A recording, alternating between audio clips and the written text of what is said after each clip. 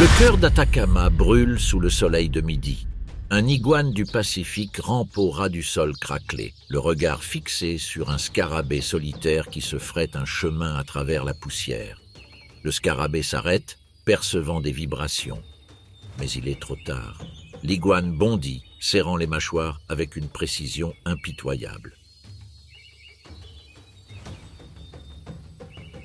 C'est le rythme de l'Atacama, le désert le plus sec du monde. Ici, sur le plateau central, la vie elle-même commence à s'affaiblir et à s'estomper. Le cœur d'Atacama est silencieux. Il n'y a pas d'arbres. Il n'y a pas de rivière. Juste du sel et de la pierre. Noyau hyper aride, l'endroit le plus sec de la Terre en dehors de l'Antarctique. Ici, dans certaines vallées, il n'a pas plu depuis des siècles. Le terrain est une mosaïque de bassins salés et de plaines de gravier. Pendant la journée, le soleil réchauffe les températures au-dessus de 40 degrés Celsius. La nuit, le gel s'installe. Le sol semble sans vie. Mais sous l'écorce, de minuscules créatures se déplacent. Un ténébrion, Praosis peruana, se fraie un chemin à travers le gravier. Il a attendu toute la nuit dans la fraîcheur et la sécurité de son terrier.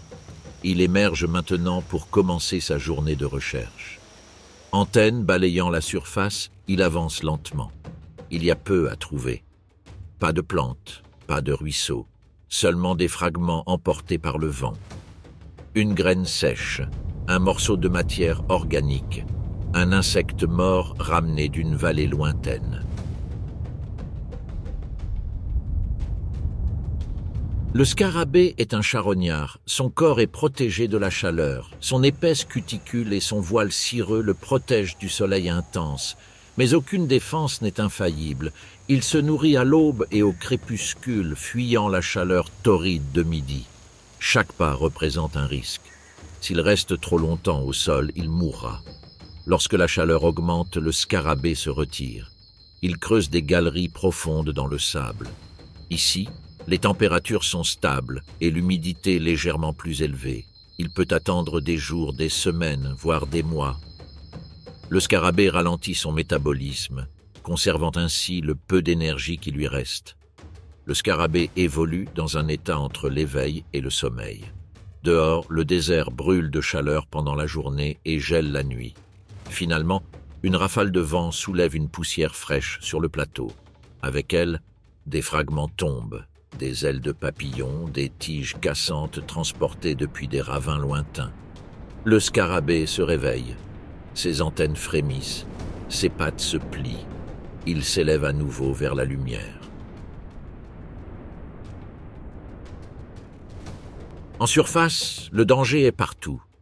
Un lézard attend, immobile contre la pierre, le regard fixé sur le moindre mouvement.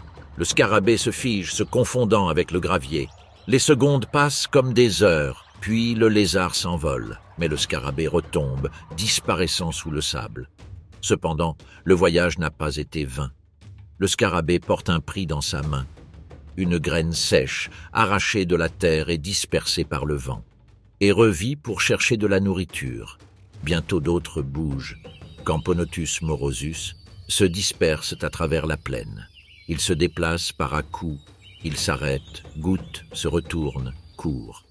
Leurs antennes balayent la surface à la recherche de la moindre trace de nourriture. L'un trouve l'aile fragile d'une mouche, un autre, la coquille vide d'une larve de coléoptère. Ils convergent et travaillent comme un seul. Ensemble, ils ramènent le prix jusqu'à leur colonie cachée. Ces premières heures sont la fenêtre de survie. En milieu de matinée, les rochers brûleront. Les températures dépasseront les 40 degrés Celsius. L'humidité s'évapore en quelques secondes. Toute créature exposée périra, les fourmis le savent. Et donc, retirez-vous dans la clandestinité. Sous la surface, des colonies entières de fourmis descendent dans les couches froides sous le gravier. Les ouvrières se pressent dans les couloirs. La reine reste immobile, gardée dans sa chambre. Pendant des heures, des jours, des mois si nécessaire, elle reste prisonnière. Lorsque la nourriture se fait rare, la colonie de fourmis diminue son activité. Les travailleurs deviennent léthargiques. La reine arrête de pondre des œufs. La société entière tombe dans un état de léthargie. Ils ne meurent pas, ils attendent. Ce n'est que lorsque le hasard apporte de l'humidité que la colonie reprend vie. Mais il n'a jamais plu ici dans toute l'histoire connue. Cependant, l'humidité parvient ici à travers le léger brouillard. Impulsion de micro-humidité ou des anomalies extraordinaires d'El Niño. Lorsque cela se produit, la dormance prend fin. Les fourmis remontent à la surface. Elles reconstruisent des tunnels, réparent des chambres et collectent des graines transportées par le vent. Le désert revit l'activité, mais seulement pour une brève période. Mais ces moments sont rares. La plupart des années, il n'y a ni brouillard ni pluie. Juste de la sécheresse. Les fourmis rationnent leurs provisions et vivent de miettes. Ensuite, il y a les prédateurs.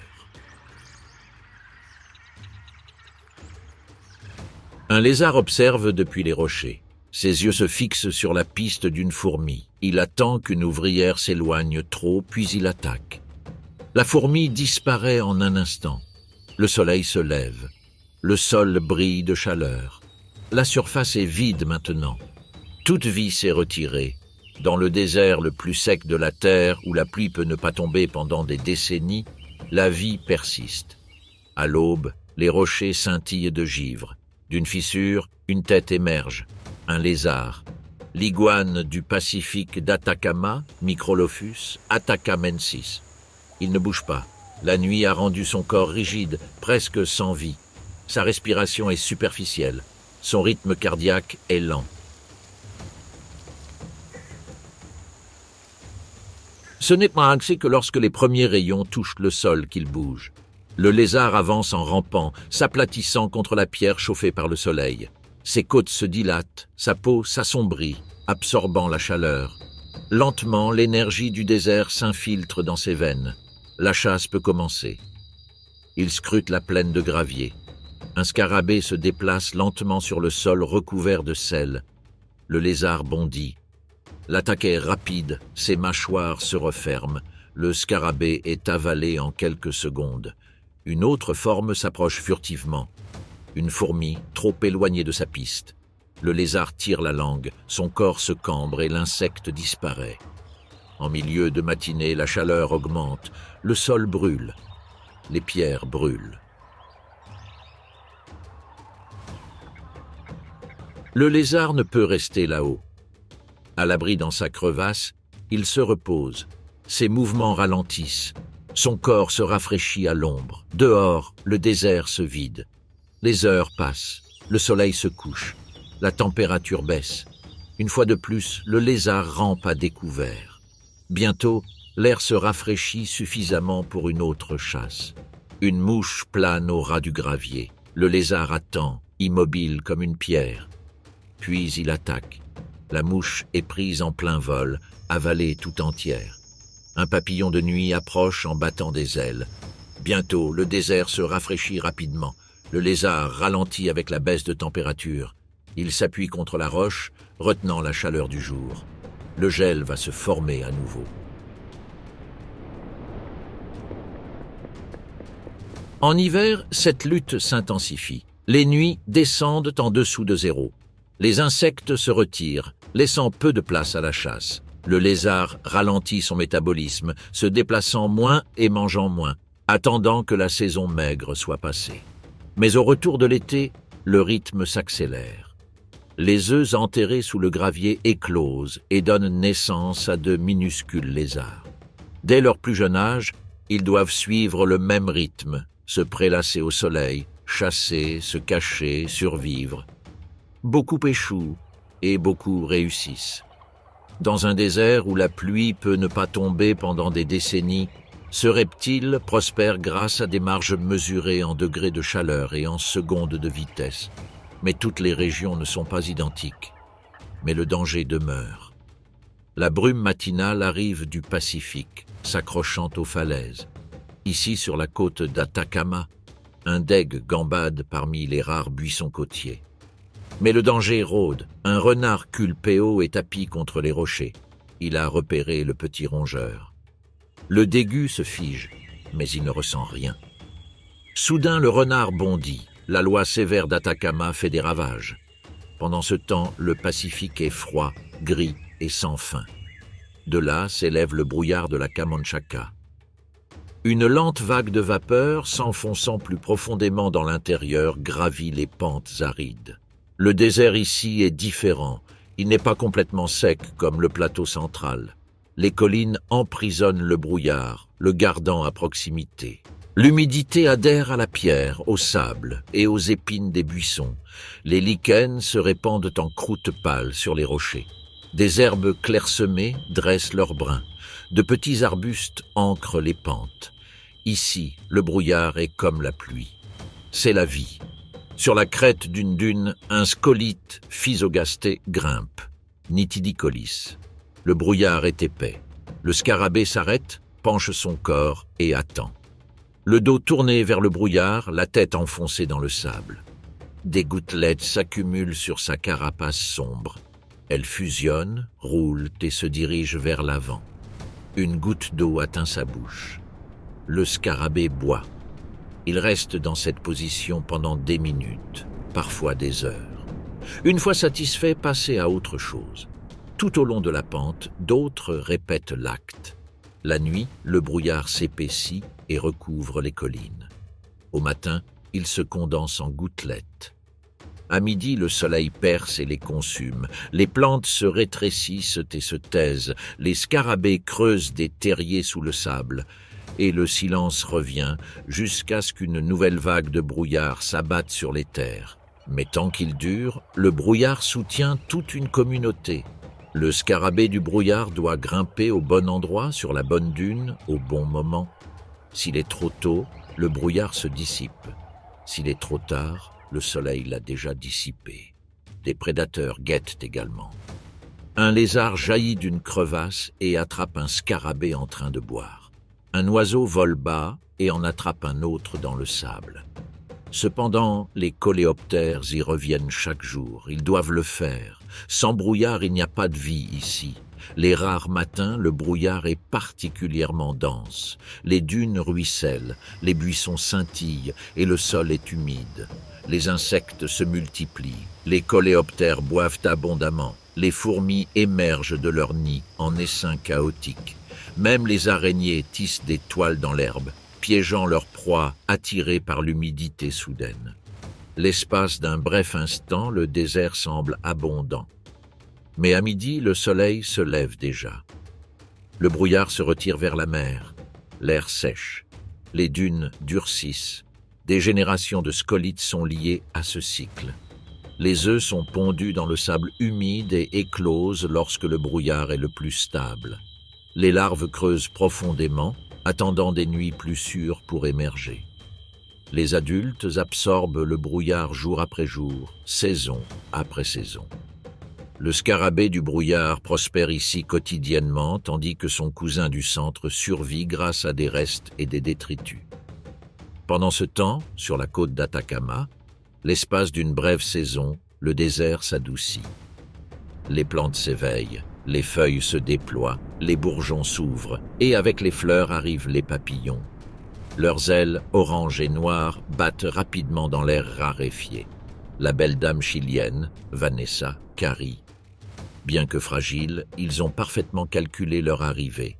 L'humidité est revenue. Les buissons sont en fleurs. Le désert offre du nectar et une chance de se reproduire. Les papillons se dispersent sur les collines, s'arrêtant à chaque fleur. Ils déploient leur langue et fouillent les fleurs. Les mâles patrouillent avec acharnement, se lançant sur leurs rivaux pour défendre les zones fleuries. Les femelles se déplacent parmi les buissons, choisissant où pondre leurs œufs. Les œufs sont minuscules, presque invisibles. Cachés sous les feuilles. En quelques jours, les œufs éclosent, les chenilles émergent, minuscules et affamées. Elles rongent les tissus mous et verts, grandissant à une vitesse étonnante. En se nourrissant, elles risquent aussi de devenir des proies. Des araignées se cachent dans les tiges, les fourmis patrouillent les feuilles, les oiseaux volent au-dessus de nos têtes. Beaucoup ne survivront pas, mais ceux qui le font perdent leur peau encore et encore, gonflant davantage à chaque étape. Puis elles forment une chrysalide suspendue à une tige, immobile et fragile. À l'intérieur, la chenille se transforme. Quelques jours plus tard, la capsule tremble. Elle se fend et un nouveau papillon émerge, humide, les ailes repliées. Lentement, il déploie ses ailes et les endurcit pour le vol. Puis, dans un éclair orange, il rejoint les autres dans les airs. Mais la saison est courte. Le brouillard se dissipe.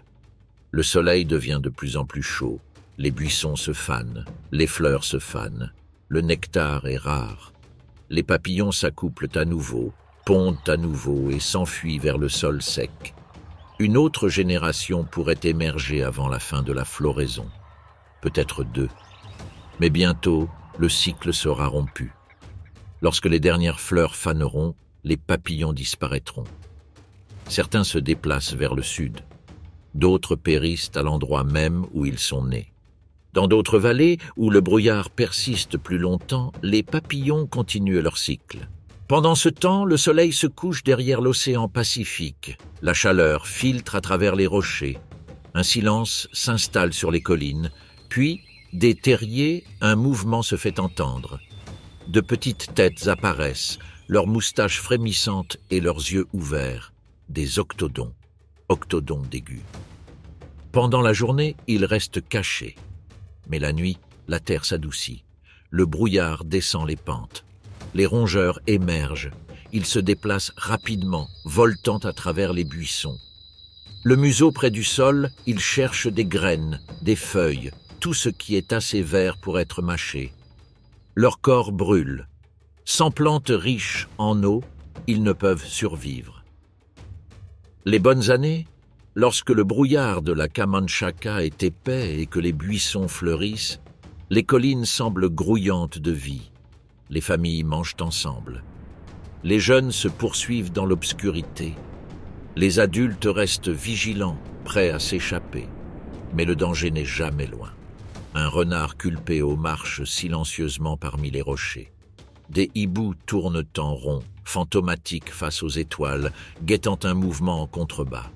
Même les serpents rôdent sous les buissons. Un faux pas est fatal. Pourtant, pour chaque rongeur capturé, d'autres sont laissés pour compte. Les terriers sont leur refuge. S'enfouissant profondément dans la terre meuble, ils forment un réseau de tunnels et de chambres. C'est là que les octodons se reposent, se reproduisent et élèvent leurs petits. L'air est plus frais, les murs sont plus sûrs. Ensemble, ils partagent l'espace.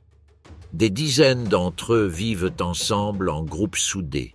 Lorsque le sol est clément, ils se reproduisent rapidement. Une femelle peut avoir 2, voire 3 portées par saison, chacune comptant une demi-douzaine de petits. Les jeunes grandissent rapidement, nourris par les pousses vertes et les graines gonflées par la brume. Ils rejoignent bientôt les incursions nocturnes, augmentant ainsi le nombre de jeunes à la surface. Mais Atacama ne reste pas amical longtemps. Les années de disette, les buissons se fanent, les graines disparaissent. L'eau à l'intérieur des plantes s'assèche jusqu'à disparaître. Ensuite, les colonies sont réduites. Les portées sont moins nombreuses. De nombreux chiots ne survivent pas. Mais lorsque le brouillard s'épaissit à nouveau, la terre fleurit. Et avec elle, les rongeurs reviennent en force. Des pics de reproduction suivent chaque poussée d'humidité. Les années El Niño, lorsque la pluie s'abat sur le plateau habituellement aride, l'Atacama grouille de vie. Les graines enterrées depuis des décennies germent instantanément. Les fleurs recouvrent le gravier. Les octodons se nourrissent sans interruption. Ils se reproduisent sans restriction. Ces années sont aussi une fête pour les prédateurs. Mais la récompense ne dure jamais. En quelques mois, les fleurs se fanent, le sol s'assèche et le brouillard se dissipe. Les rongeurs se retirent sous terre. Beaucoup meurent. Même maintenant, au cœur de la nuit, une graine est déterrée, fendue entre des griffes agiles. Une feuille est arrachée et avalée.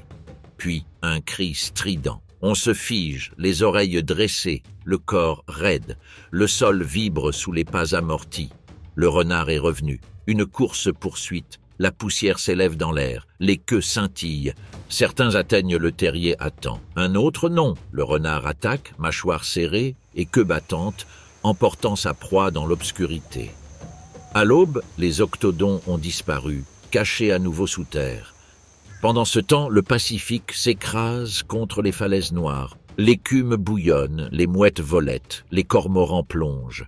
Et dans les vagues, les élégants et rapides manchots de Humboldt, Spheniscus, Humboldtii, blancs et noirs. Ils fendent les vagues comme des torpilles. Les corps profilés tournent et roulent, et les ailes battent comme des nageoires. Les anchois se dispersent, et le banc se désintègre dans un éclair argenté. La chasse est acharnée. Chaque manchot bondit, claquant du bec, avalant le poisson tout entier. Pendant quelques minutes, la mer bouillonne de la chasse. Puis, aussi vite qu'elle a commencé, le groupe se regroupe. Ce ne sont pas les pingouins glacés de l'Antarctique. Leur place est aux confins du désert. Ils se dirigent vers l'étroite bande où l'Atacama rencontre l'océan. C'est là que naît le courant de Humboldt, froid et riche en nutriments. Les manchots se perchent sur les rochers, le corps trempé et le regard perçant. Ils grimpent maladroitement en grattant avec leurs griffes et en déployant leurs ailes pour garder l'équilibre. Ils sont venus sur Terre pour se reproduire. Bien au-dessus de la marée, des terriers jalonnent les falaises. Certains sont creusés dans des dépôts de guano, d'autres dans un sol sablonneux. Les couples s'y glissent. Ils renforcent leurs liens par des révérences rituelles, inclinant la tête et battant des ailes. À l'intérieur des terriers, les œufs reposent, bercés. 2, parfois un seul. Les parents se relaient, l'un couve, l'autre chasse. La chaleur est implacable dehors. Mais à l'intérieur du terrier, il fait frais, ombragé et sûr. Les poussins naissent, aveugles et sans défense. Leurs cris sont faibles et constants. Les parents reviennent avec leurs jabots remplis de poissons à moitié digérés. Ils le pompent dans la bouche ouverte de leurs petits. Ce n'est pas une aventure sans risque. Des prédateurs patrouillent les vagues. Des otaries s'élancent. Des goélands dominicains fondent sur eux, attrapant les imprudents. Même sur terre, le danger rôde. Des urubus à tête rouge tournent au-dessus de nos têtes, guettant les plus faibles. Et pourtant, les poussins grandissent. Le duvet devient des plumes. Des cris faibles face à des appels audacieux. Bientôt, ils se rassemblent à l'entrée des terriers, scrutant la lumière aveuglante et l'océan. Tous n'y survivront pas. Les années de disette, les oiseaux meurent de faim. Les parents reviennent les mains vides. Les œufs se gâtent. Les poussins meurent. Lorsque le courant est fort, les poissons abondent. Les colonies prospèrent. Lorsqu'il échoue, lors des années El Niño, l'équilibre s'effondre. L'océan se réchauffe. Les anchois se dispersent dans les eaux plus profondes. Les oiseaux se retrouvent affamés, bloqués et incapables de nourrir leurs petits. Les chiffres sont en chute libre. Certaines colonies disparaissent complètement. Mais quand le courant revient, les pingouins reviennent aussi. Sous la surface, des milliers d'anchois s'agitent. Regroupés, leurs corps brillent comme de l'argent liquide. Au-dessus, le ciel s'agite. Un nuage d'ailes noires et blanches se rassemble et décrit des cercles. Ce sont les fous du Pérou, Sula, panachés. Ils grimpent plus haut, encore plus haut, en attendant le moment. Puis, le plongeon. Le ciel s'effondre. Les oiseaux replient leurs ailes et tombent l'un après l'autre. Ils s'écrasent dans l'eau à une vitesse estimée à 160 km par heure. La mer jaillit en gerbes, 100 éclaboussures à la fois. Les anchois se dispersent dans toutes les directions. Les fous s'élèvent, chacun avec un bec argenté. Ils avalent leur prise, se retournent et plongent à nouveau. Encore et encore, la tempête d'ailes continue. Depuis les falaises, la colonie observe. Des milliers de poussins affamés crient. Pour eux, chaque poisson pêché est une vie. Pour les parents, chaque plongée est un risque. Les otaries attaquent à la surface. Certains s'en sortent les plumes arrachées, d'autres sont emportés sous l'eau par une explosion d'écume. Mais ils plongent toujours. Vague après vague, les oiseaux, repliant leurs ailes, fondent avec précision. Le banc de sable rétrécit, les reflets argentés s'estompent. Enfin, la mer se calme. Les fous reprennent leur envol, le ventre plein. La chasse est terminée. De retour sur les falaises, le décor change. Les oiseaux reviennent en groupe, le ventre chargé de poissons. Ils atterrissent maladroitement sur des corniches couvertes de guano, battant des ailes et se déplaçant avec difficulté. Les couples les saluent par des courbettes rituelles, hochant la tête et tapotant du bec à l'unisson. Les poussins lèvent la tête en piaillant, les parents s'accroupissent, régurgitant des anchois en un épais filet huileux. Lorsque le courant de Humboldt est fort et froid, les anchois sont abondants. Les falaises vibrent de vie, les chasses sont infinies, les poussins prospèrent. Mais lors des années El Niño, lorsque l'océan se réchauffe, les bancs de sable se dispersent dans les profondeurs. Les colonies s'effondrent. Les poussins meurent de faim dans leurs terriers, les parents reviennent bredouilles. Des saisons entières sont perdues. Même les bonnes années, comme celle-ci, le danger est constant. Les goélands dominicains tournent au-dessus des falaises. Un poussin solitaire se blottit dans une crevasse, ses douces plumes ébouriffées par le vent. Ses parents sont partis en mer. Une ombre passe au-dessus de sa tête. Un goéland dominicain tourne en rond, l'œil alerte et les serres prêtes. Le poussin se fige, le goéland plonge. De petites griffes grattent la roche, le bec claque. Le poussin couine. En un clin d'œil, la mouette attrape le poussin. Il s'élève dans les airs avec sa prise. En bas, la colonie appelle, mais le jeune oiseau n'est plus là. Pendant ce temps, de retour à la colonie, au crépuscule, la frénésie retombe. Les derniers chasseurs émergent des flots, trempés, épuisés, chargés de leur proie. Les falaises s'assombrissent, les champs s'atténuent et la mer redevient noire. Seul le fracas des vagues se fait entendre. Un autre banc de sable s'élèvera demain. Un autre chœur de poussins criera pour réclamer de la nourriture. Et les saints répondront. Pendant ce temps, l'Atacama attend. Pendant des décennies, la terre a été stérile. Soudain, c'est arrivé. Les nuages s'amoncelaient. Chargés d'humidité venue du Pacifique, ils s'avançaient vers l'intérieur des terres. El Niño perturbait le climat. Et le désert débordait. Quelques millimètres de pluie, rien de plus. Les graines enfouies depuis des années sont remuées dans le sol. En quelques jours, la couleur se répand sur les pentes. Le désert fleurit, les Alstroemeria flamboient d'orange sur le rocher. Nolana répand du violet et du bleu sur le sable. Des milliers, des millions de fleurs s'ouvrent en même temps. C'est le rare désert fleuri. Avec les fleurs, la vie coule. Les cirfes bourdonnent bas, filant de fleur en fleur. Les papillons de nuit volent à travers les nuages au crépuscule, leurs ailes couvertes de pollen. Les abeilles bourdonnent furieusement, leurs ruches regorgeant de nectar. Les insectes se multiplient à une vitesse étonnante. Une semaine plus tard, il n'en reste plus aucun. Ensuite, l'air vibre avec leurs ailes. Avertissement concernant les prédateurs. Les lézards émergent des crevasses rocheuses. Ils se régalent, attrapant des mouches, dévorant des papillons de nuit, se gorgeant de proies qu'ils n'auraient jamais pu trouver en si grande quantité auparavant. Les rongeurs les suivent. Les octodons et les campagnols sortent de leur terrier pour profiter de l'occasion. Mais dans le désert, l'abondance attire les chasseurs. Les cresserelles arrivent les premières, planant au-dessus des prairies. D'un plongeon soudain, elles attaquent, fermant leur serre sur un rongeur engraissé par la floraison. Sur les rochers, les culpéos se faufilent. Elles traquent rongeurs, lézards, toute créature osant profiter de cette soudaine abondance. Vu d'en haut, le désert est méconnaissable. Et puis, aussi vite que ça a commencé, ça se termine. Le soleil devient plus dur. Le sol s'assèche. Les fleurs se fanent, les pétales s'enroulent et les couleurs se fanent en poussière. Les insectes disparaissent presque aussi soudainement qu'ils sont apparus. Les lézards se retirent dans les crevasses. Les rongeurs descendent dans des terriers. Les cresserelles s'éloignent, les renards continuent leur chemin. Mais malgré tout, le cœur d'Atacama brille de blanc.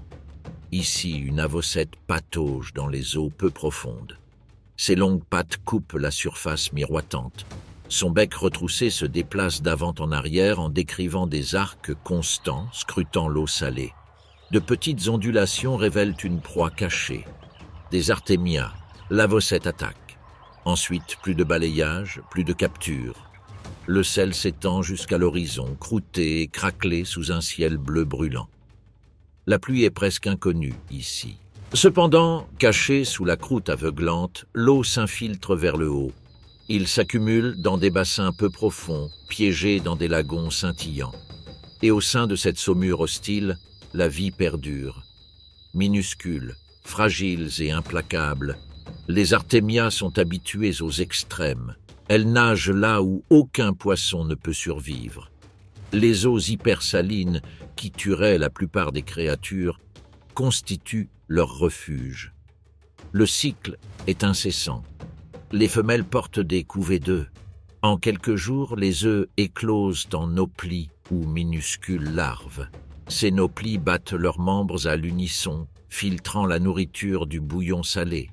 Leur nourriture, des algues microscopiques. En été, avec la hausse des températures, l'eau de fonte des Andes s'infiltre dans les lagons, adoucissant la salinité. Les crevettes de saumure réagissent instantanément. Les populations augmentent jusqu'à atteindre des millions. Au-dessus, les flamants roses descendent. Leurs longues pattes percent la surface de l'eau. Leur bec courbé vers le bas. Ils filtrent la saumure, dévorant des milliers de crevettes à chaque bouchée. Pour les crevettes, échapper est impossible. Leur survie n'est possible que grâce à leur grand nombre. Lorsque l'eau s'épaissit et que la salinité dépasse leur tolérance, ils changent de stratégie. Les œufs sont enfermés dans des kystes protecteurs, de minuscules coquilles durcies contre la chaleur, le froid et le passage du temps. Ces kystes coulent au fond du lagon. Ils peuvent attendre des années, voire des décennies, jusqu'à ce que l'eau s'adoucisse à nouveau. Puis, au premier signe de changement, la vie reprend. Pendant ce temps, les salines d'Atacama s'étendent à perte de vue. Des lagunes peu profondes sont disséminées parmi des champs de sel aveuglants.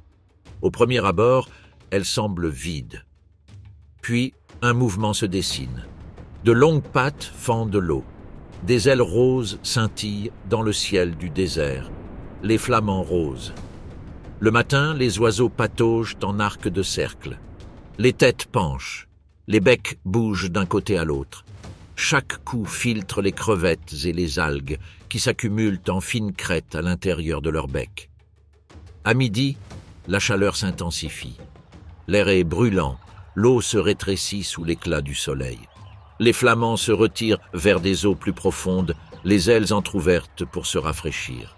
Leurs plumes scintillent, colorées par les pigments de leur nourriture. Sans crevettes et algues, leur couleur rose s'estomperait. Mais les écarts sont changeants. Les niveaux d'eau montent et descendent avec des chutes de neige lointaines dans les Andes. Une année, un bassin est riche et regorge de nourriture.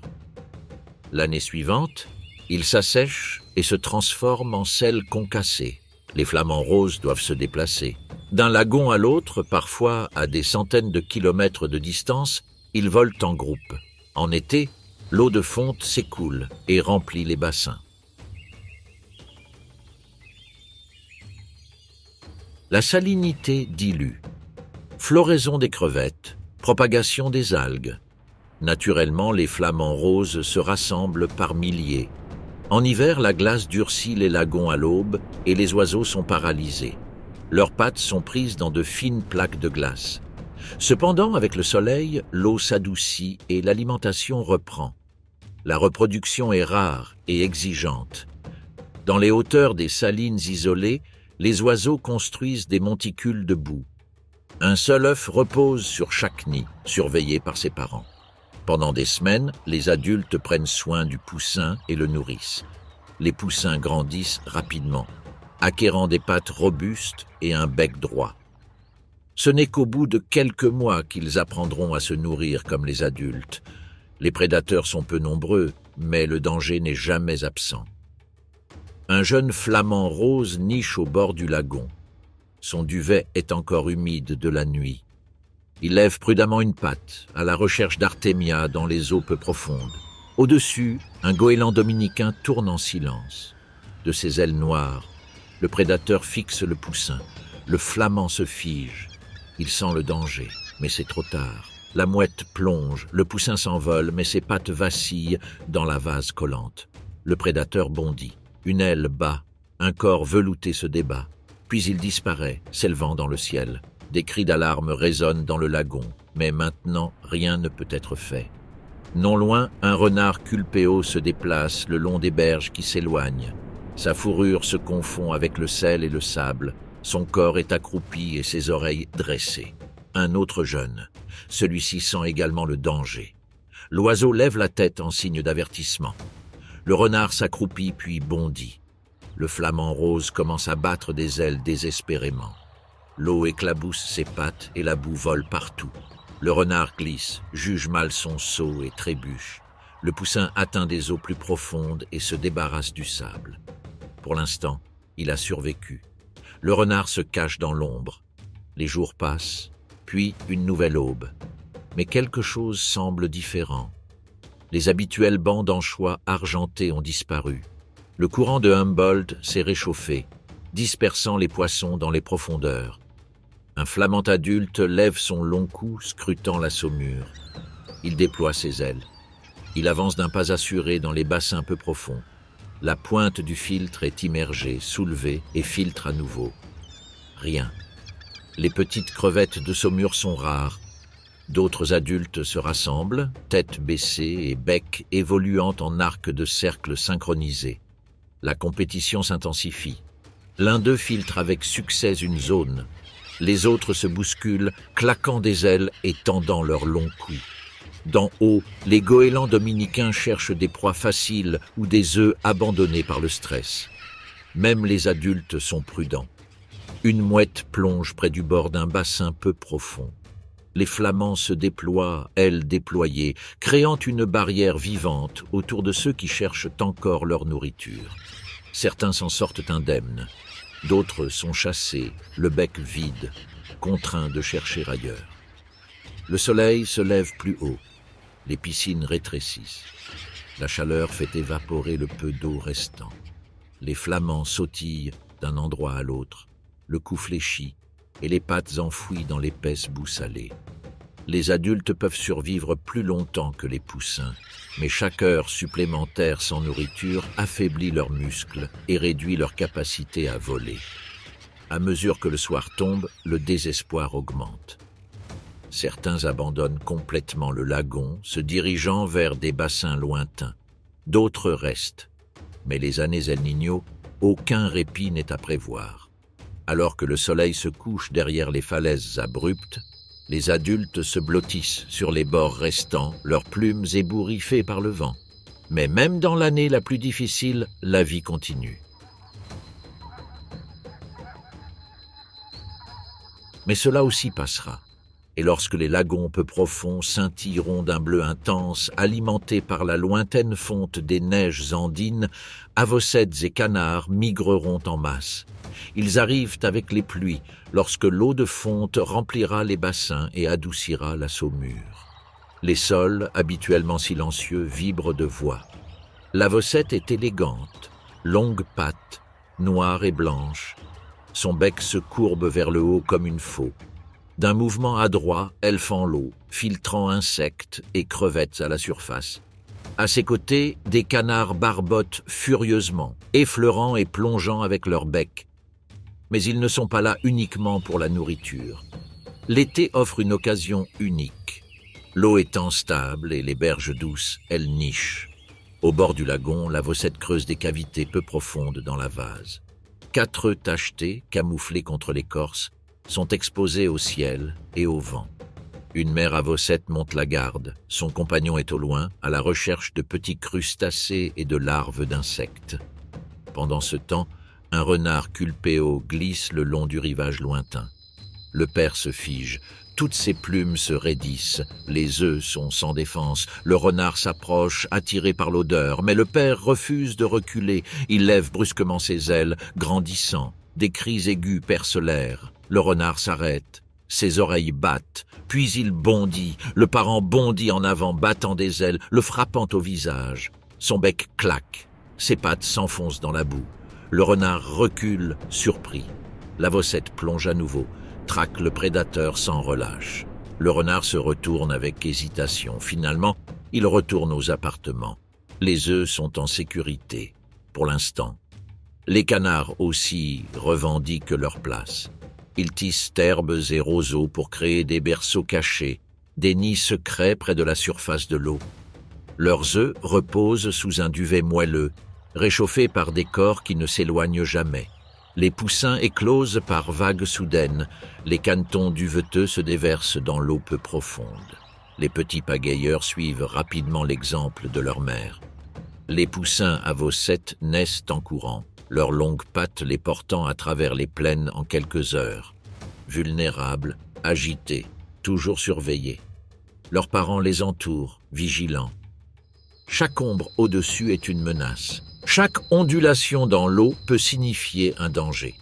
Le lagon regorge également d'une vie fragile. Les moustiques éclosent dans les nuages, les artémias prolifèrent sur les haricots rouges et les poussins se nourrissent avidement. Pourtant, jour après jour, l'eau diminue. Le soleil attire l'humidité vers le ciel, laissant des cercles de sel autour du lagon. La nourriture fait perdre du poids. Les piscines sont fragmentées. Les côtes s'étendent vers l'intérieur des terres, exposant des nids qui se trouvaient autrefois au bord de l'eau. Certains sont abandonnés.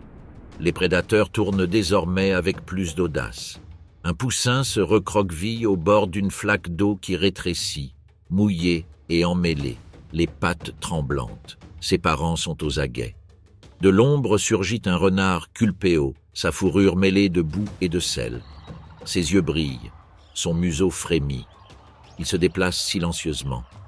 Le poussin détecte le mouvement trop tard. Il se dirige rapidement vers l'eau. De petites griffes glissent sur la boue glissante.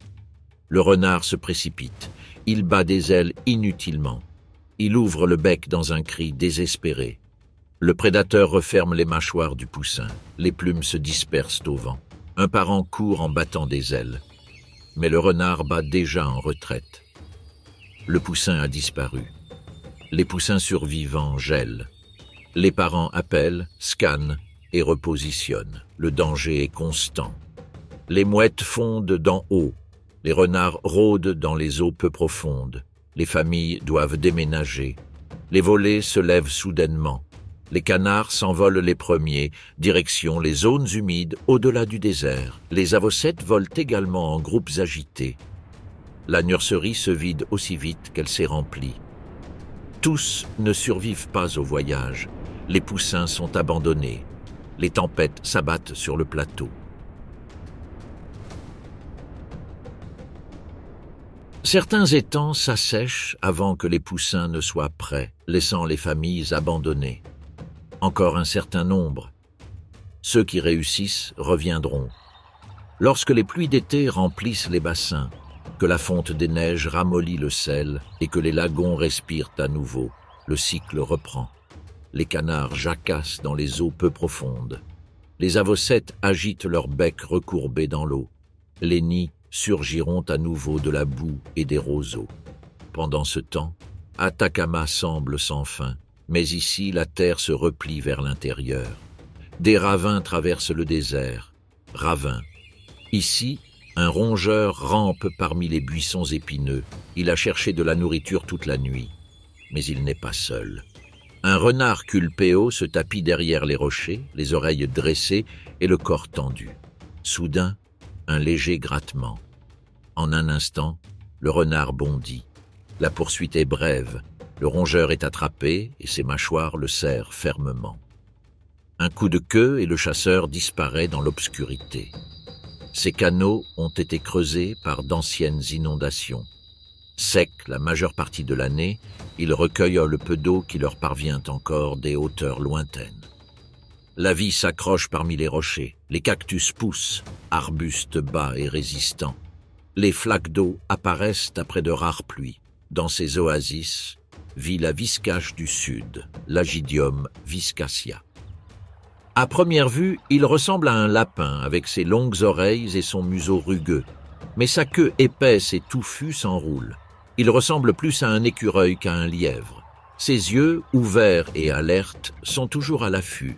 Pendant la journée, prenez un bain de soleil. Sur les corniches chauffées par le soleil, il s'étire, immobile, absorbant la chaleur à travers sa fourrure. Le désert est froid le matin, encore plus froid la nuit. Pour survivre, il accumule la chaleur tôt et la stocke profondément sous terre, puis il attend. Immobile comme une pierre, il se perche sur les affleurements. Les faucons tournent au-dessus de nos têtes. Les renards rôdent en contrebas. Un geste imprudent pourrait signifier la mort. Cependant, sur le rocher, il est sûr et se fond parfaitement avec les falaises brisées. Mais à la tombée de la nuit, la viscache s'éveille. Elle abandonne son perchoir et descend silencieusement au fond du ravin. Là, parmi les buissons et les herbes qui prennent racine dans les veines d'humidité cachée, elle se nourrit. Pousses tendres, cactus, graines dispersées par le vent. La famille continue.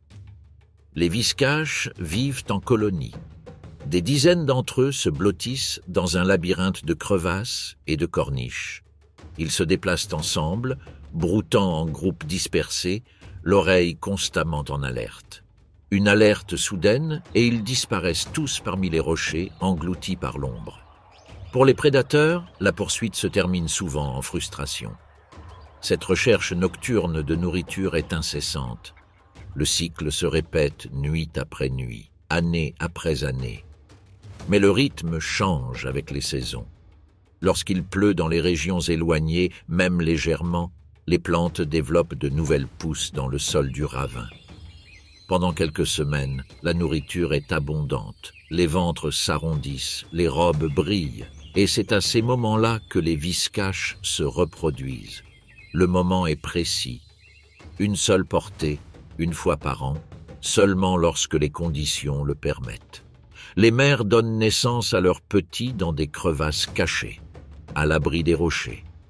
Les petits émergent aveugles, sans défense, nourris d'un lait riche jusqu'à ce qu'ils parviennent à grimper jusqu'aux corniches. Bientôt, ils rejoignent la colonie. Ils apprendront des adultes, les itinéraires, les dangers, l'art de survivre. Les prédateurs connaissent le cycle. Une buse de harris est perchée en haut d'une corniche, ses serres agrippant la roche, le regard fixé sur le mouvement en contrebas. Une viscache émerge d'une crevasse, la queue frétillante et le museau humant l'air sec. Elle grignote prudemment un buisson épineux, à l'affût du moindre bruit. Puis un cri aigu traverse l'air, une viscache gèle, puis un autre et un autre. Instantanément, la colonie entre en éruption. Les corps disparaissent dans les crevasses. Ailes repliées et serres déployées, le faucon plonge. Une viscache se trompe de saut entre les rochers. Le prédateur la rattrape. Le silence s'installe. Le reste de la colonie se blottit dans les crevasses ombragées. Même lorsque la nuit tombe et que le désert se refroidit, le danger persiste. Certains survivent, d'autres périssent. Mais la colonie de viscaches persiste. Les générations cohabitent. Elles défèquent dans des latrines communes. Leur odeur marque le territoire pendant des décennies. En période de sécheresse, les plantes se fanent et le fourrage diminue. Les viscaches s'affaiblissent. Certaines colonies disparaissent, contraintes d'abandonner un ravin pour un autre. Mais lorsque les pluies reviennent, le cycle reprend. Les jeunes naissent. Les rochers résonnent à nouveau du bruit des griffes. Pour l'instant, alors qu'un nouveau jour se lève, la colonie retourne à ses rebords, ils s'étirent, bâillent et redeviennent immobiles. Mais la nuit tombe vite sur le désert, les ravins s'animent dans l'obscurité, et d'entre les rochers surgit un chasseur, le renard Culpeo, l'Icalopex. Culpaeus. Sa fourrure est épaisse, grise et rougeâtre, et se fond dans la poussière et les sous-bois. Ses yeux brillent d'une couleur ambrée dans la lumière déclinante. Ses pattes patinent doucement sur le gravier, à peine audible. Le renard est un opportuniste. Dans ce désert, il doit l'être. Ce soir, il tend l'oreille. Le faible murmure d'un rongeur, le claquement sec des ailes d'un insecte. Ses oreilles pivotent, percevant le moindre tremblement dans le silence. Puis, une pause. Un saut. La poussière se disperse. Un cri perçant brise la nuit. La chasse est un succès. Le culpéo se nourrit de viscache, morsures rapides, craquements d'os. En quelques minutes, il disparaît, le museau levé, déjà en quête de sa prochaine proie. Les insectes abondent après les pluies. Sauterelles, coléoptères et papillons de nuit pullulent le long des rives du ravin. Le renard les prend facilement. Les photographier depuis les airs, les arracher du sol. Pendant des semaines, les insectes constituent la majeure partie de leur alimentation. Mais quand les fleurs fanent, quand les insectes disparaissent, le renard s'adapte. Rongeurs, viscaches, oiseaux qui nichent au ras du ravin. Les rongeurs sont ses préférés. Le renard connaît leurs traces. Il attend à l'entrée des terriers, immobile comme une pierre. Le moment est venu, frapper. Un autre prix remporté, mais le renard n'est pas seul. Des rapaces planent au-dessus de ses têtes, des hiboux flottent silencieusement dans l'obscurité. Tous se disputent la même proie. L'équilibre est fragile, et le renard doit faire preuve de souplesse. Parfois, il suit la trace de charognes, restes de faucons ou de vautours. Parfois, il pille les œufs dans des nids peu profonds. En période de disette, le renard s'aventure plus près des implantations humaines, aux confins du désert. Collecte des déchets, voler des poulets, cueillette de fruits dans les vergers. Beaucoup sont tombés dans des pièges et des balles. Dans les ravins, le renard joue un rôle essentiel. Chaque rongeur capturé, chaque insecte consommé façonne l'équilibre fragile de cet écosystème. En contrôlant sa population, il prévient le surpâturage des arbustes et des herbes rares. La reproduction suit également les saisons. Lorsque les proies sont abondantes, les couples se rassemblent. Ils creusent un terrier dans les bancs de sable ou sous les rochers. C'est là que naissent les petits. Minuscules, aveugles, ils miaulent en quête de chaleur. Les deux parents sont chargés de fournir la nourriture, d'amener la nourriture au terrier et de le protéger farouchement des intrus. Les jeunes grandissent vite. En quelques semaines, ils émergent pour jouer à l'entrée du terrier. Leur jeu imite la chasse, sauter, poursuivre et mordre. Bientôt, ils suivent les adultes dans leurs incursions dans les ravins, apprenant à traquer, écouter et attraper leur proie. Dès leur première année, ils sont devenus des chasseurs à part entière, prêts à se disperser. Ils forgeront de nouveaux territoires dans ce paysage impitoyable. Les dangers les rôdent toujours autour d'eux.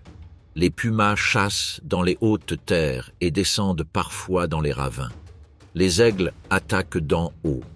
La maladie, la faim et les persécutions humaines font des ravages. Malgré cela, le culpéo persiste. Son aire de répartition s'étend à travers les Andes, de la Patagonie au Pérou. Cela en fait l'un des carnivores les plus répandus en Amérique du Sud. De retour dans le ravin, la nuit avance. Le renard s'arrête près d'une flaque laissée par les pluies fugaces. Il boit abondamment, son museau ondulant au reflet des étoiles. Puis, d'un mouvement brusque de sa fourrure, il s'éclipse à nouveau. Un rongeur s'élance. La poursuite est instantanée, silencieux. La poussière monte. Ensuite, il est installé. À l'aube, le renard se retire. Il grimpe sur les rochers et s'enroule en formant un creux.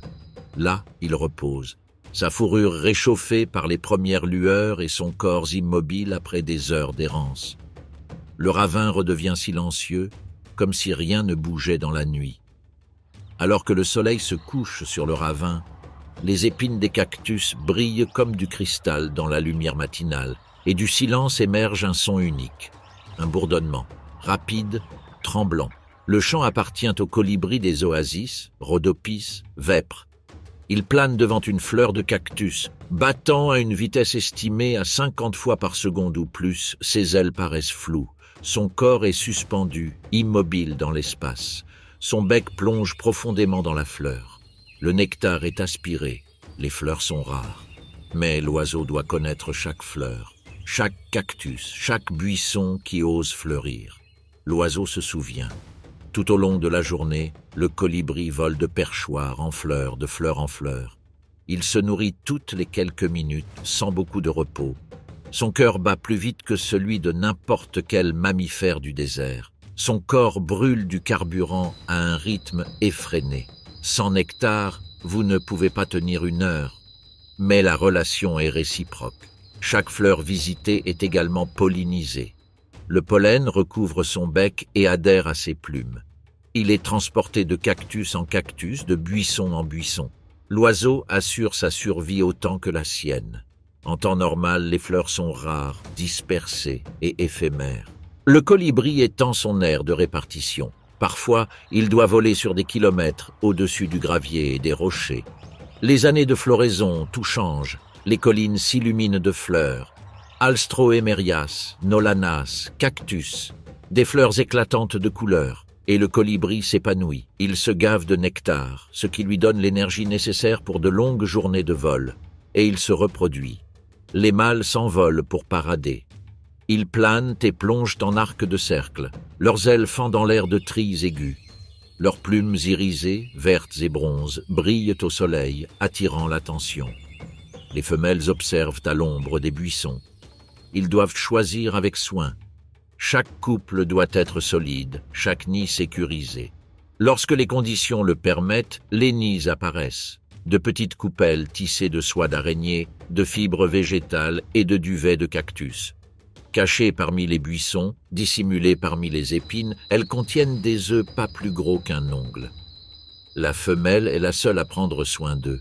Elle garde, elle se réchauffe, elle nourrit. Les poussins naissent aveugles, nus et sans défense. Elle enfonce son bec dans leur bouche, faisant couler du nectar et des insectes, une nourriture suffisamment riche pour alimenter leur croissance. Mais la survie n'est jamais garantie. Un minuscule colibri voletant près de leur nid plonge son bec dans une fleur éclatante pour en butiner le nectar. Leurs poussins gazouillent doucement, cachés parmi les épines et les feuilles protectrices. En contrebas, un petit serpent des Andes se faufile silencieusement parmi les branches. Sa langue est levée à la recherche d'œufs ou de poussins. Le serpent parent sent le danger. Il se fige, puis il se précipite en avant, déployant ses ailes et émettant des cris stridents et perçants. Le serpent s'immobilise, surpris, puis il recule sous l'assaut soudain du bruit et du mouvement. Quelques instants passent. Les poussins jettent un coup d'œil nerveux au bord du nid, résonnant de doux gazouillis. Le père poursuit sa parade défensive, battant des ailes et agitant les plumes de sa queue. Le serpent teste l'attaque et se rapproche. Nouveau plongeon, encore un coup de plumes et d'appel. Finalement, le prédateur recule. Les poussins restent en sécurité dans leur nid, tremblants mais vivants. Jour après jour, ils développent leurs plumes, forment des ailes et gagnent en force. En quelques semaines, ils voltigent maladroitement autour du nid. Ils voleront bientôt dans les airs. À la tombée de la nuit, le colibri est confronté à un autre défi, le froid. La nuit, les températures chutent dans les ravins. Pour une créature aussi petite et brûlante, le risque est énorme. Pour résister, elle ralentit. Son corps s'endort. Son rythme cardiaque chute, sa température chute. À l'aube, elle se réveille, prête à affronter une nouvelle journée. Ce cycle se répète, jour après jour, année après année. Pour l'instant, le ravin reste immobile. L'air sec se resserre. La poussière s'accumule là où le vent est passé. Ici, les insectes se font rares. Des abeilles solitaires voltigent bas, Antidium, Tergo marginatum. Leurs antennes balayent le sol. Elles recherchent des zones de sol suffisamment meubles pour s'y enfouir. Une petite dépression. Parfait. Elles creusent. Il transporte du pollen et du nectar pour son unique œuf. Au-dessus, le soleil brûle. L'abeille se retire dans le tunnel étroit. Puis les nuages arrivent. Des volutes grises descendent des hautes Andes. L'air se rafraîchit. Une goutte de pluie tombe sur la terre desséchée. Le sol s'adoucit, la vie s'éveille. Des abeilles solitaires émergent. Leurs ailes brillent. Elles se déplacent rapidement parmi les fleurs, collectant nectar et pollen pour leurs petits. Chaque abeille est seule. Mais ensemble, ils créent un bourdonnement qui remplit le ravin. Une abeille se pose sur une fleur de nolana aux couleurs vives. Aile repliée et antenne mobile, elle but le nectar. Pendant ce temps, un petit lézard, Liolaemus, rampe le long d'une branche voisine. Avec son regard perçant et sa langue frétillante, il repère l'abeille, immobile un instant. Le prédateur attaque. L'abeille réagit instantanément. Elle s'élance latéralement, puis vers le haut, s'envolant avant que le lézard ne puisse se rapprocher. Le lézard pique dans le vide, claquant sa langue de frustration. L'abeille plane à proximité, au-dessus d'une autre fleur. La journée continue. De l'autre côté du ravin, d'autres abeilles creusent, s'approvisionnent et butinent. L'une se pose sur une fleur de nolana fraîchement éclose, déposant une charge de pollen. Une autre frôle une feuille fragile. Le désert fleurit s'étend, les coteaux resplendissent d'Alstroemeria et d'autres fleurs. Des cirfes, des papillons de nuit et des petits papillons apparaissent. Les abeilles volent entre elles, le pollen emplit l'air, nourrissant lézards, rongeurs et colibris. Les abeilles solitaires sont constamment menacées. Les oiseaux picorent, les araignées traquent, la chaleur revient. Chaque abeille compte sur sa vitesse, sa dissimulation et son timing. Il profite de chaque impulsion d'humidité, de chaque fleur, un faux pas, un coup de vent, une ombre, et la vie peut prendre fin. Mais la plupart survivent. Chacun porte sa charge vers un nid caché pour fournir votre œuf. Les semaines passent. Le soleil du désert réchauffe la surface. L'humidité des rares précipitations s'infiltre. À l'intérieur de l'œuf, la vie s'éveille. Une larve émerge, translucide et minuscule, affamée. Elle commence à se nourrir du pollen et du nectar précieusement conservés par sa mère. Le sol au-dessus est frais, ce qui le protège de la chaleur et des prédateurs. Dehors, le désert rugit, le vent soulève la poussière sur le gravier, les lézards chassent. Des rafales soudaines menacent les insectes exposés. Sous la surface, la larve continue de se nourrir. Le temps passe. Son corps grandit, se segmente. Les réserves de nourriture diminuent. La larve tisse un petit cocon, s'enveloppant de soie. Le changement commence. De l'intérieur du cocon, la transformation s'accélère. Les ailes se forment, les pattes se renforcent, les yeux s'assombrissent. La larve devient une nymphe. Puis, une abeille adulte, petit mais complet. Finalement, la terre s'adoucit après une pluie légère. La nouvelle abeille jaillit, antenne frémissante et ailes battantes. Elle émerge vivante de la lumière et de la poussière. La faim la pousse vers la fleur la plus proche. L'instinct la guide vers la recherche de nourriture pour survivre, pour perpétuer le cycle. Mais à mesure que les jours passent, les fleurs se fanent, le sol s'assèche à nouveau, les abeilles se retirent dans leur terrier. Certains pondent des œufs qui passeront l'hiver en toute sécurité sous terre. Pendant ce temps, au-dessus de 3000 mètres, l'air devient plus rare. Ici, dans la puna, un guanaco broute. Tout là-haut, un puma se tapit parmi les roches volcaniques. Sa fourrure fauve se confond avec la terre. Le guanaco lève la tête, narines dilatées. Mais c'est trop tard. Le puma bondit. Ses sabots grondent, les pierres s'éparpillent. Le chat s'approche, saute et avec un poids écrasant jette sa proie au sol. Et comme ça, c'était fini. Les vents continuent de hurler sur le plateau. L'herbe est plaquée contre le sol, cassante à cause du froid. La puna s'étend au loin et au large. C'est le toit des Andes. C'est la maison des vigognes, Lama vicuna. Mince et délicat, avec une fourrure dorée et un regard sombre et vigilant. À proximité, leurs cousins plus lourds, les guanacos, se déplacent à pas plus lents et mesurés. Chaque jour commence de la même manière. L'aube se lève brusquement, le soleil brûle l'air raréfié. Le givre fond sur les tourbières. Ce sont des prairies vertes et spongieuses, alimentées par des sources cachées. Les troupeaux descendent, tête baissée. Leurs dents s'agrippent aux brins d'herbe court. Ils broutent sans cesse, les lèvres crispées, les mâchoires grinçantes. Les vigognes restent près des prairies humides. Corps délicats, petits ventres, leur pelage retient la chaleur, mais leur corps reste fin. Les guanacos ont une aire de répartition plus vaste. Plus grands et plus forts, ils traversent les pentes dégagées, se frayant un chemin vers les altitudes plus élevées lorsque les prairies sont dégagées. Ils tolèrent un fourrage plus maigre, des lichens grattants et des herbes raides. Mais même eux doivent retourner à l'eau. Quand ils le font, leur nez s'enfonce dans les lagons. Leur museau se mouille dans les piscines glacées. En été, il pleut. La puna verdit. Les zones humides grouillent de vie. Les troupeaux s'agrandissent, broutant librement. Ici, une mer vigogne s'agite nerveusement. Un tremblement de mouvement. La naissance commence. Les muscles se tendent. La respiration devient de plus en plus superficielle. Autour d'elle, d'autres mers paissent, alertent. Les minutes passent. Un petit faon maigre glisse sur l'herbe humide. Ses pattes tremblent, mais il se lève difficilement. La mère le pousse doucement du museau, le guidant vers elle. Peu après, une ombre passe sur la colline au loin. Un caracara qui tourne en rond à la recherche de quelque chose. La mère se raidit. Cou étendu, oreilles dressées.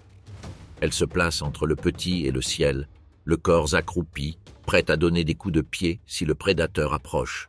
Le petit tremble. D'autres mères serrent les rangs. Les petits se blottissent au centre formant un cercle protecteur. Une rafale de vent porte le faible cri d'un renard des Andes au loin.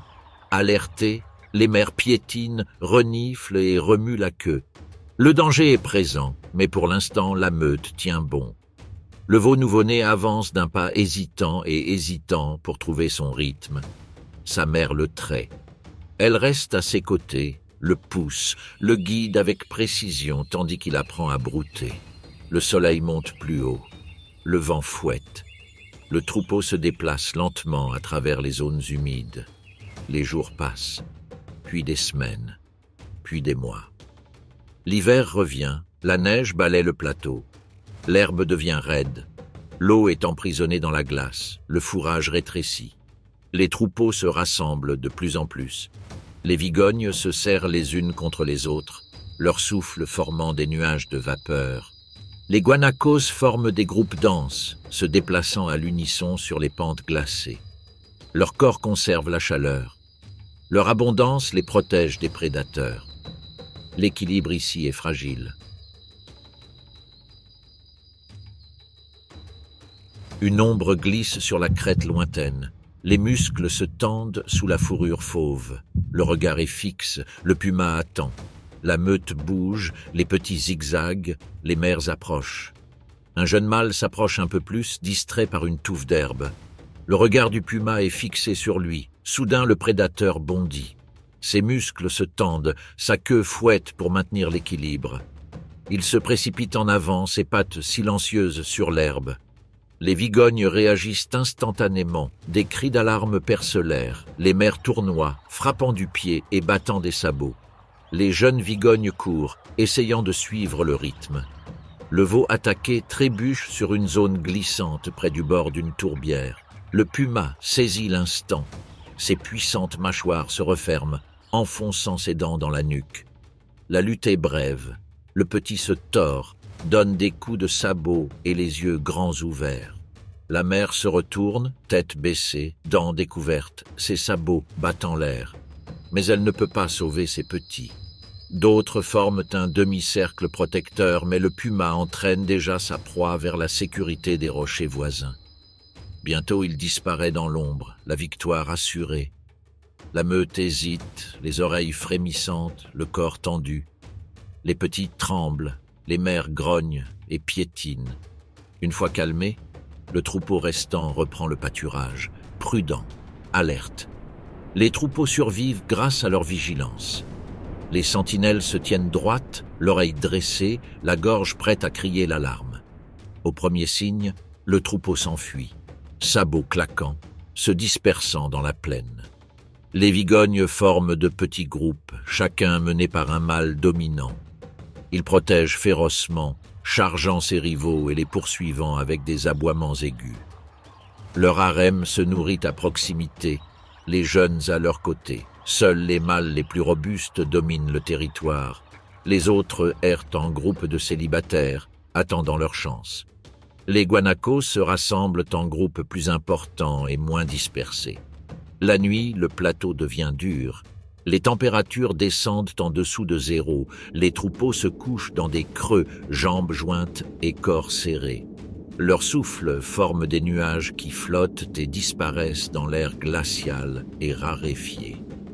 Les heures s'éternisent, le froid s'intensifie, mais l'aube arrive toujours, et avec elle la lente marche vers les zones humides. Pendant ce temps, la puna est agitée. Un chasseur se déplace. Ses muscles se tendent sous sa fourrure fauve. Ses yeux scrutent chaque pente, chaque touffe d'herbe. Le silence est absolu. Le puma concolore, s'arrête, la queue battant. Un troupeau de vigognes broute au loin. Les pattes sont tendues. La respiration s'arrête. Le prédateur descend la crête. Une rafale de vent change de direction.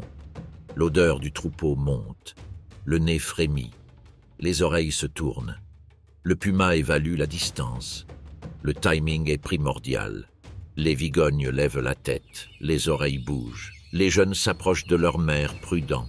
Le prédateur se fige. Un faux pas et la chasse est perdue. Les minutes passent. Le puma se rapproche de plus en plus. L'herbe se courbe sous des pas légers.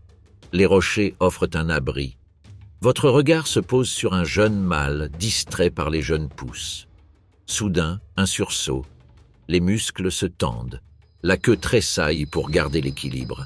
Le puma bondit en avant. La meute perçoit un mouvement. Les cris d'alarme se propagent dans les zones humides. Les mères tournent, les jambes pompent, les mollets bougent et se lancent. Mais la proie a été capturée. Le combat est bref. Un coup de pied final.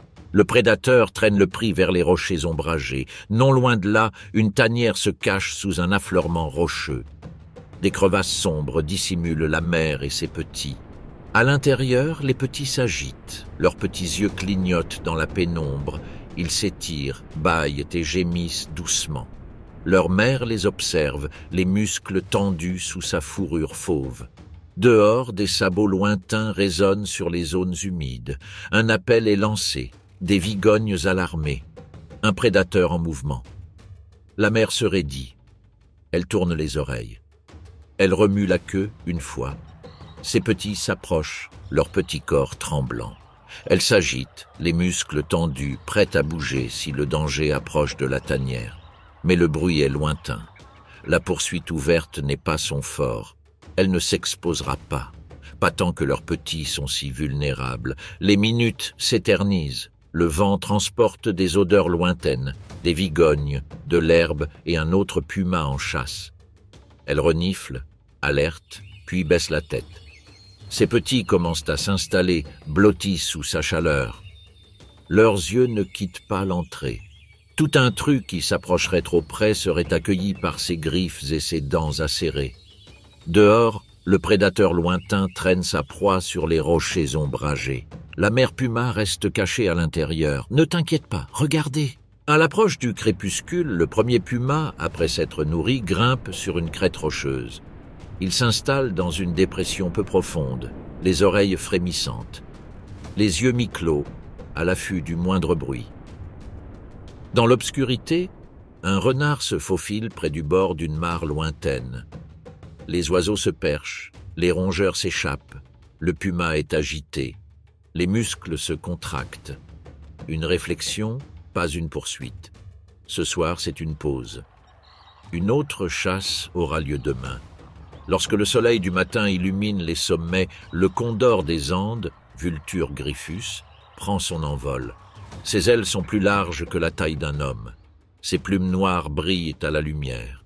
Son collier blanc scintille contre sa gorge. Le condor chevauche le vent. Les courants ascendants le soulèvent plus haut. Ascendance après ascendance, il s'élève. De la limite des neiges jusqu'au ciel. D'un simple battement d'ailes, il s'élève, décrivant de larges arcs au-dessus de la puna. Le terrain à ses pieds est exposé. Prairies, lagunes, pentes arides. Même de cette hauteur étonnante, il observe chaque mouvement. Le condor ne chasse pas. Il attend, il regarde, chercher la mort. En bas, des vigognes brouttent. L'une d'elles vacille. Le vertige s'installe. Elle trébuche et tombe. Le condor décrit déjà des cercles vers le bas. Mais il n'est pas seul. Des renards reniflent l'air. Pourtant sa taille lui confère une certaine dominance. Il atterrit lourdement, ailes déployées, s'emparant du festin. Les petits oiseaux se dispersent. Un renard se tient là et grogne. Mais un claquement de bec du condor, une charge, le fait reculer. Cette nourriture appartient au géant. Son bec déchire la chair avec aisance. Il dépouille muscles, tendons et entrailles. Rien n'est gaspillé. Le condor se nourrit jusqu'à ce que son jabot gonfle. Les jours passent dans un vol plané sans fin. Le condor peut parcourir plus de 200 kilomètres d'un seul coup. Tout cela sans même un battement d'ailes. En contrebas, le terrain change. Crête, vallée, saline. Mais la vie ne se résume pas à voler et à faire la fête. La nidification commence une fois par an.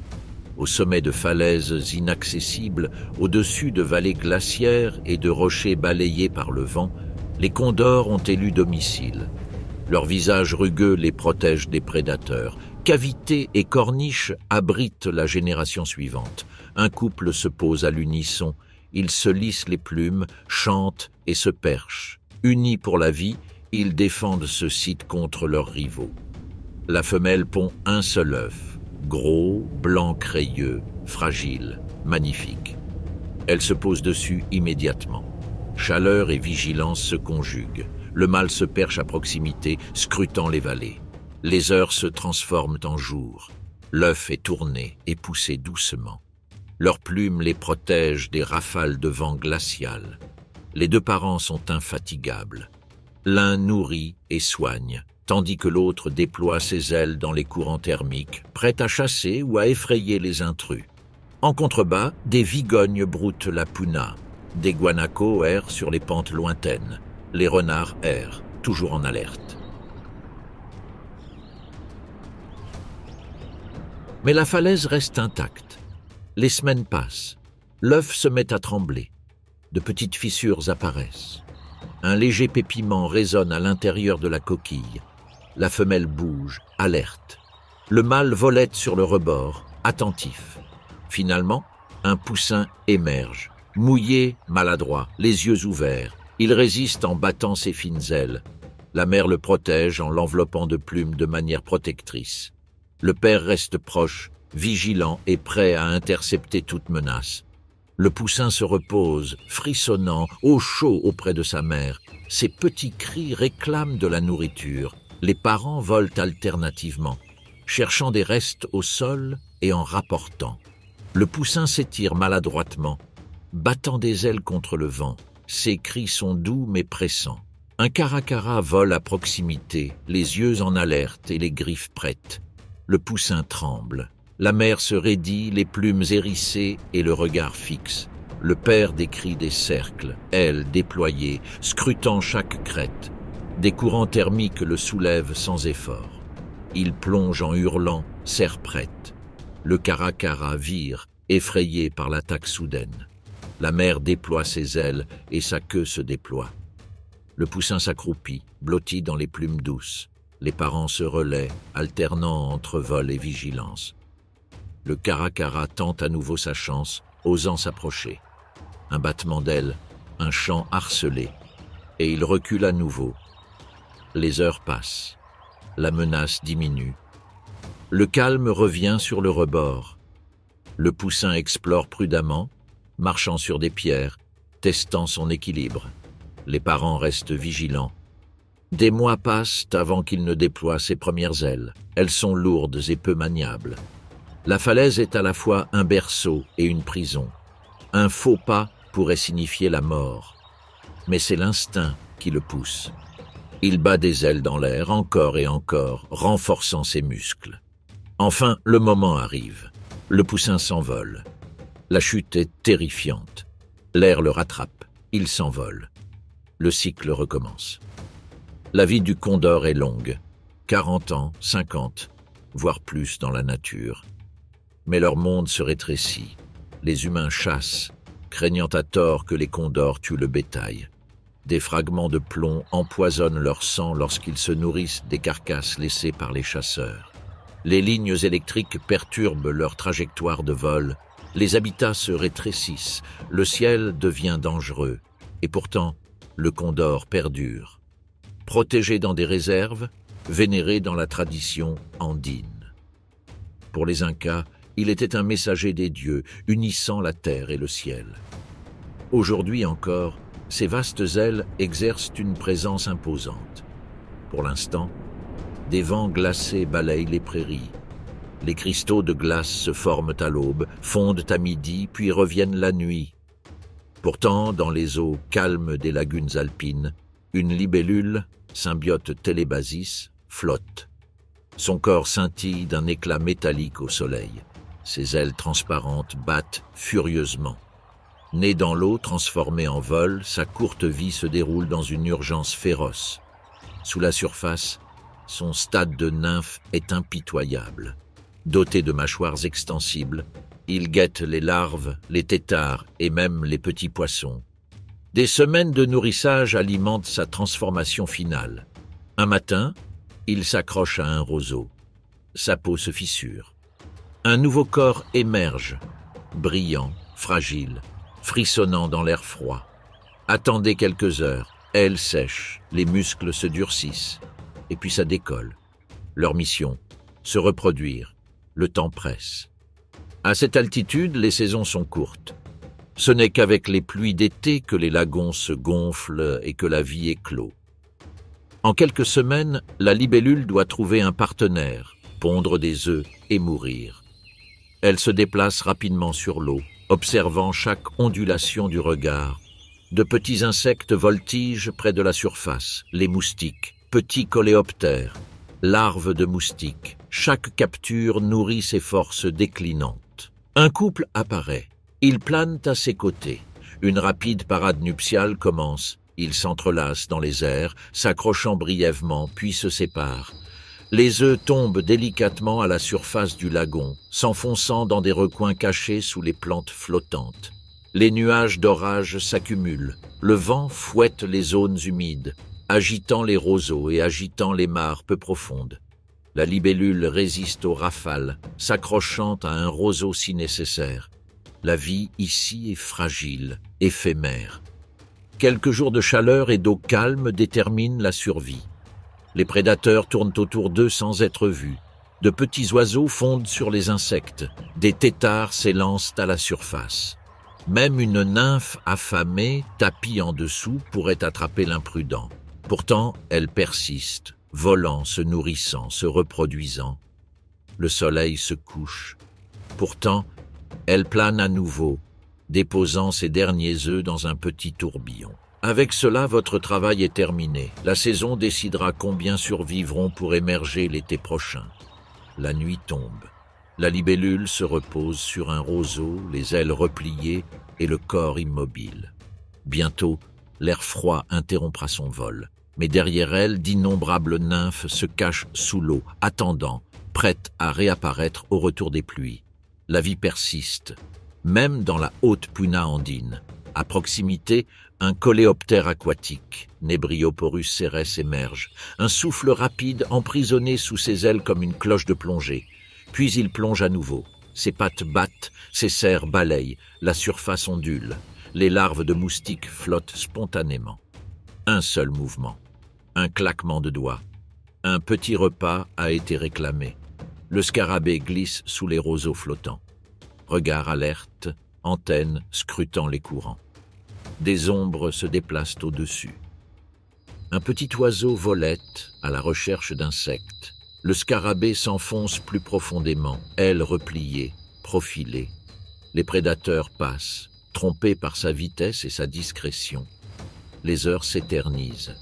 Le scarabée survole le lagon, chassant, se nourrissant, survivant. Des bulles d'oxygène montent, des pattes claquent, des mandibules claquent.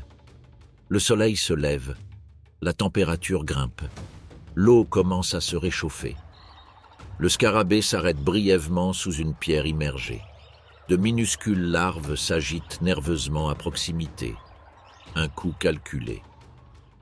Un autre repas. Cependant, la haute saison dans la Puna est courte. Des nuages d'orage arrivent des Andes. Les rafales agitent la lagune. Le scarabée maintient sa course, caché sous la végétation. Les courants se tordent. La visibilité diminue. Pourtant, il chasse. Les semaines passent. Le niveau de l'eau baisse. Les bords se rétrécissent. Des fissures apparaissent dans la boue. Les sens du scarabée changent. Il s'enfouit dans la boue molle, pattes enfoncées et ailes repliées. Sous la surface, la vie ralentit. Le métabolisme diminue.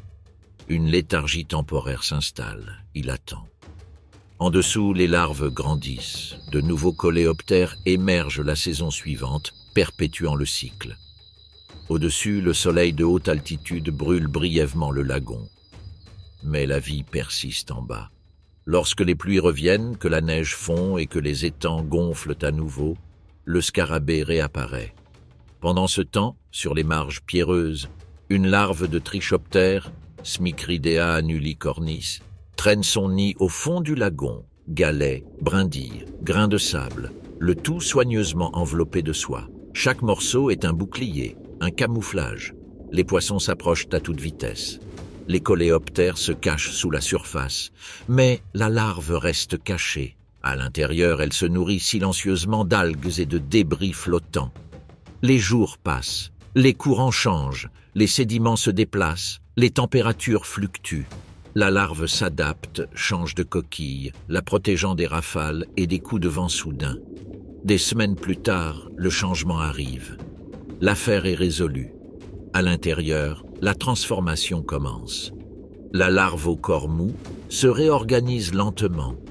Ses muscles se développent, ses ailes se forment et son exosquelette se durcit. Un matin, elle se libère. Sa carapace soyeuse se brise.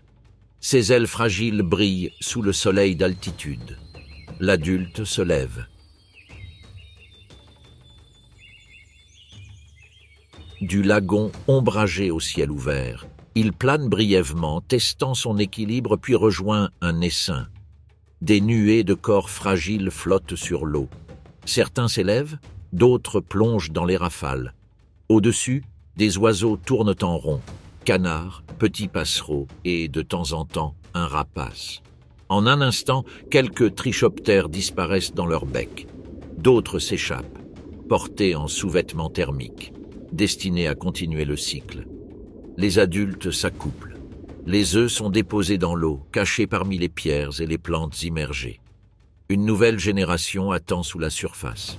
Du cœur hyperaride aux collines baignées de brouillard. Des salines aux hautes lagunes andines. La géographie de l'Atacama dicte chaque histoire. Certaines espèces se nourrissent sous un soleil brûlant. D'autres dansent dans les nuages fugaces au-dessus des eaux alpines. Chaque niche est précise. Chaque micro-habitat est un monde en soi. Le désert peut paraître aride à première vue, mais au milieu des roches, du sable, du sel et du brouillard, la vie persiste. Elle s'adapte. Elle survit. Elle prospère. L'Atacama n'est pas un désert uniforme. C'est une mosaïque d'extrêmes. Ici, la vie est fragile, fugace, mais étonnamment tenace.